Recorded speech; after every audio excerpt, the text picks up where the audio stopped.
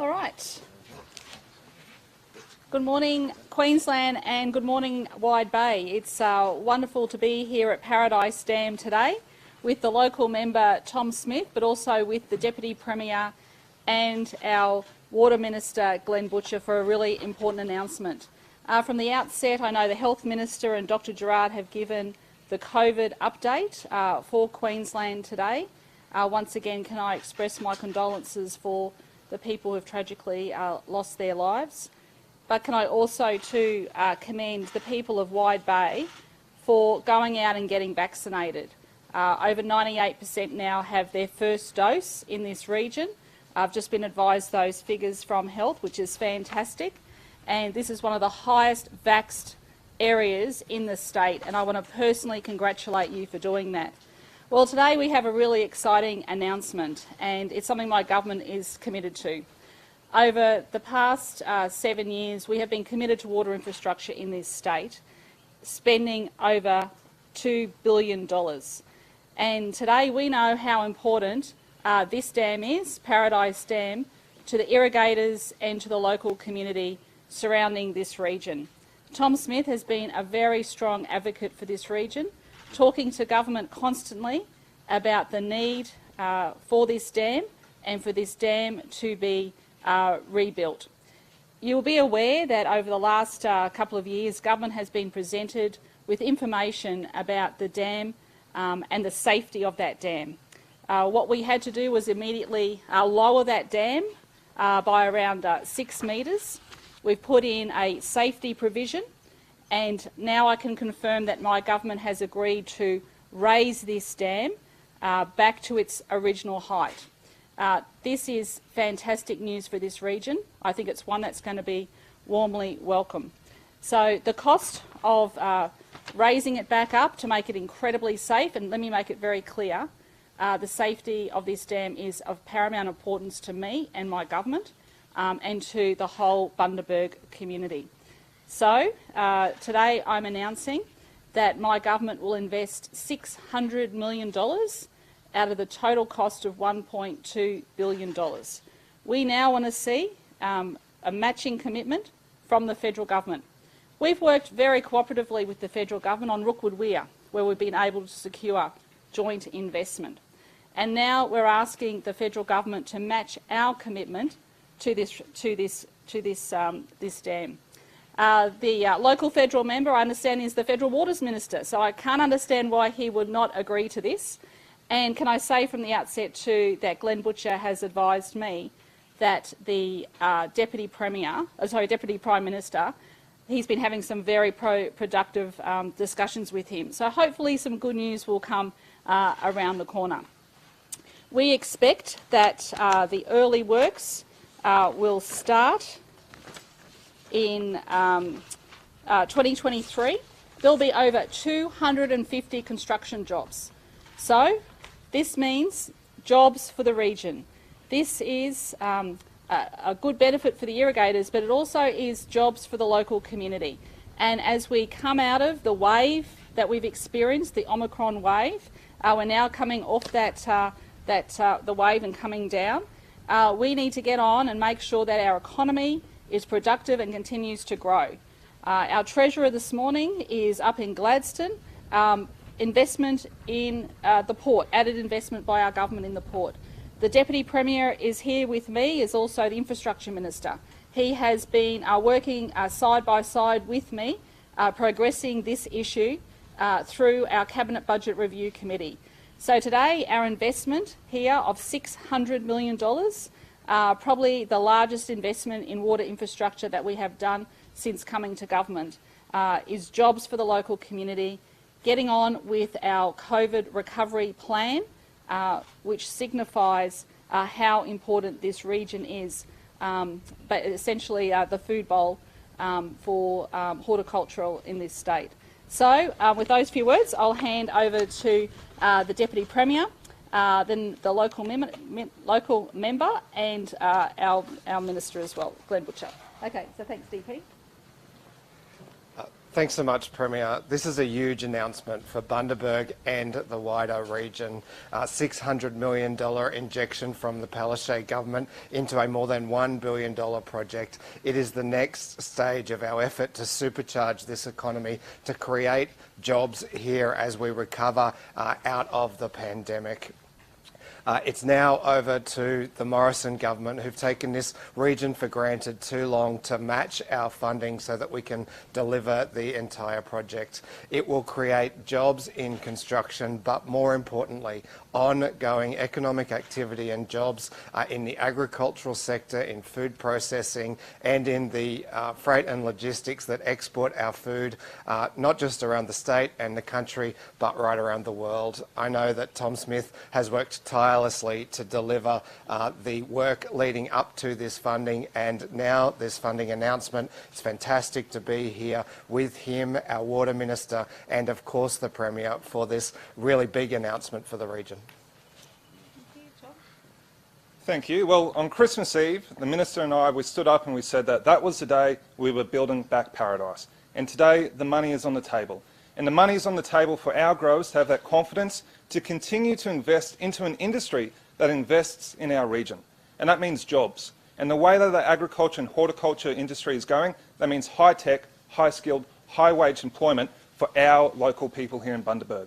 Right now, there's a young person sitting in school on their iPad, not realising that those skills that they're learning will take them into agriculture and into horticulture and continue to grow an outstanding industry here in our region. I really want to say that this is an announcement that makes sure that our community is safe, that our water security is there for the future, and that the agriculture and horticulture region will continue to create jobs in the Bundaberg region.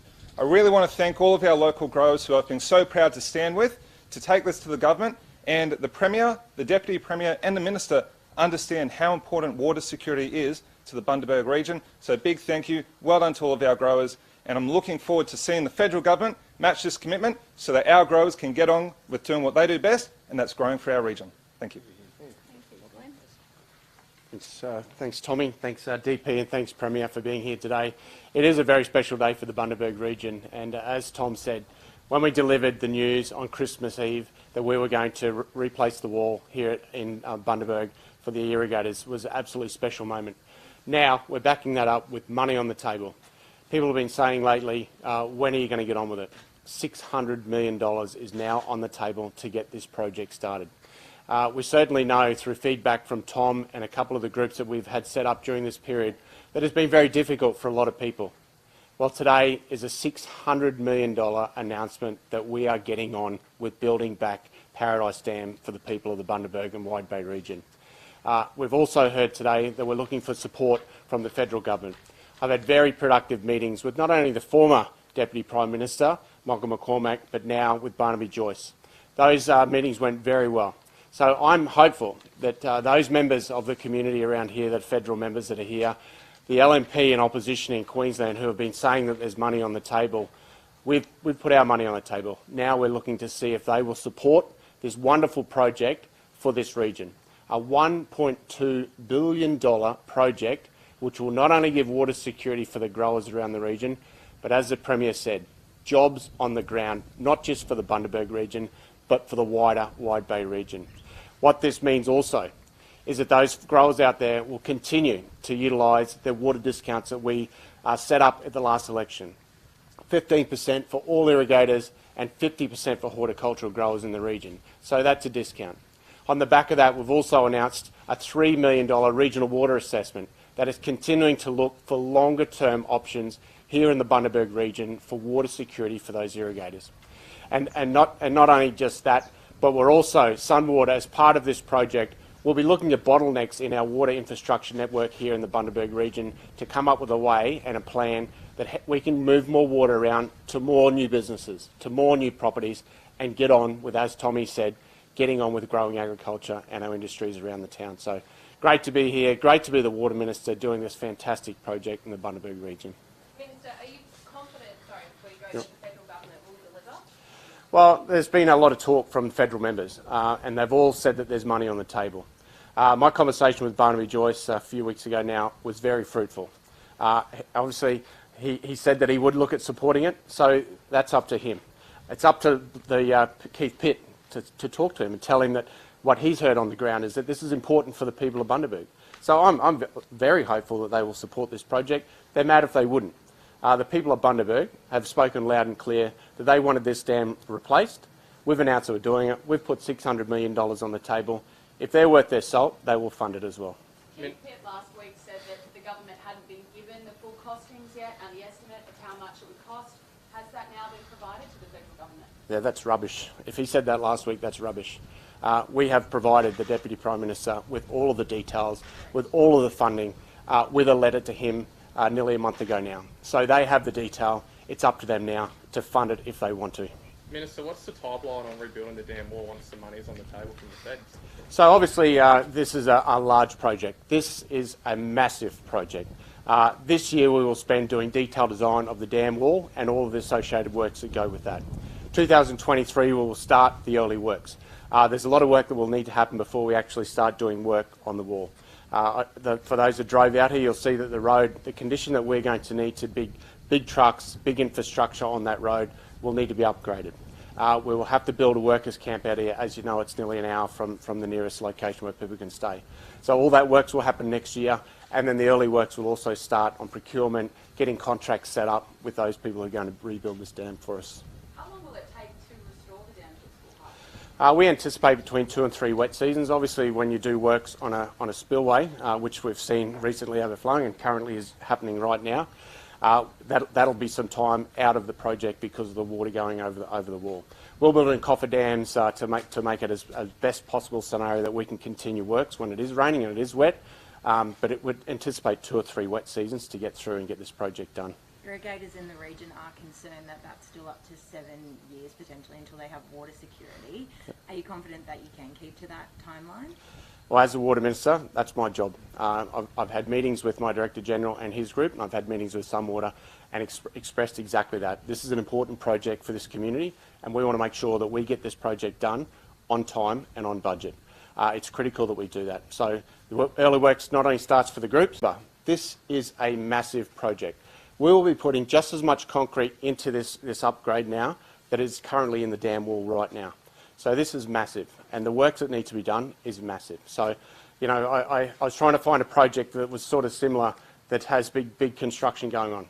Queen's Wharf in Brisbane has started work in 2017, and it won't be finished in 2023. That is a massive project as well. So these things take time. We want to get it right. We don't want to see a repeat of what happened to Paradise Dam again. This thing's going to be twice as big, twice as strong, and back to its original height. And what measures are being taken to ensure that there aren't those repeats? We've engaged with international experts. It's taken nearly 18 months to get to international experts, to get those engineers involved, to get community involved, to make sure that what we do in this dam is quality. This one down here, this dam here, is a compacted concrete structure. What we're going to do is put mass concrete on top to make sure that it is up to standard to what our engineers say here in Queensland, that a dam must be to a safe level. And that is a big project. You'll see some of the designs that we've got for you in flyovers, what it will look like. It is a massive project with massive amounts of concrete, making sure that this dam wall's not going anywhere. What happens if the federal government doesn't make the same commitment? Will the work just stop, or will the state government have to look into its own pockets? Well, if I know the Premier, and I do know her very well, we will commit to whatever their shortfall is. If they don't come on board, this Premier will get this dam built.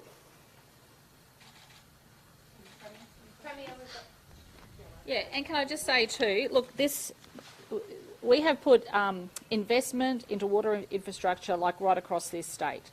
When it came to Rookwood Weir, we had a very good working relationship eventually with the federal government, and that construction is underway. We actually put money into the Horton Pipeline into Townsville as well. $215 million for stage 1, $195 million for stage 2 because the feds failed to put the funding into that. We've also put money into the Burdekin Falls dam raising of $16.5 million for the business case. We've put $13.6 million to start the Emu Swamp Dam. So my government, this is a Labor government, is committed to water infrastructure in this state. $2 billion plus this $600 million now is $2.6 billion of water infrastructure across Queensland. That's the commitment of this government. On some other matters, Sure. Premier, the Auditor General has raised concerns that your government has too much power over its work. What do you say? Yeah, look, I've read those reports today, and let me be very clear that the strategic review happened in 2017. It was considered by the bipartisan committee of the Parliament in 2017, and there was no dissenting report made. So this goes back to 2017. On integrity, yesterday you acknowledged that some things could have been better. What are those some things that could have been better? I went through that yesterday in some detail. Or can we elaborate on them? Well, I went through that yesterday. Well, if you accept that things could have been better, do you accept the government's integrity is not, or at least was not where it should be? Let me say very clearly that a letter has been sent out by my Director General to all public servants, encouraging them, if they have any issues or any complaints, where they can raise those concerns. So do you, though, accept that the integrity is not or was not where it should be? I've always accepted that we can always do more, and that's exactly what we will do. So if you don't accept that there are integrity issues, what would be Well, the harm? what issues are you talking about? Well, if you're not accepting No, at the moment, you tell me which. I'm happy to. You tell me which issues you want to raise. Well, if you don't accept, though, that No, there are... but which particular issues? What would be the harm in a full independent inquiry? Well, give me an example of the issue. Of your government's integrity? I'm happy to answer the question if you give me the example.